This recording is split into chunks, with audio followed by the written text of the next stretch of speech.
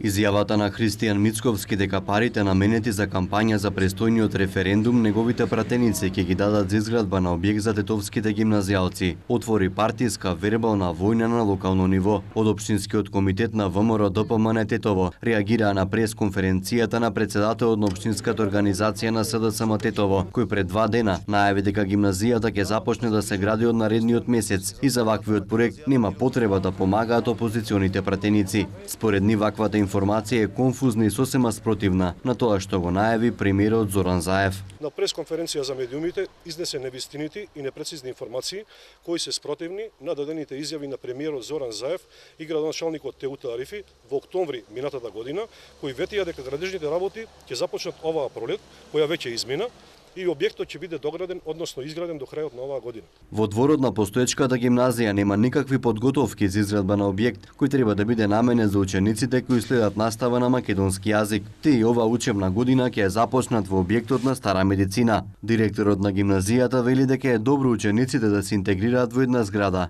а така ќе се намалат и трошоците за одвивање на наставата. Истакна дека ќе се започне со градба, но не знае кога, но ја исклучува можноста во септември да се стартува со градежните активности. Септември не е можно, септември. И после 2 дена ми е после на 3 почнуваме со школската година.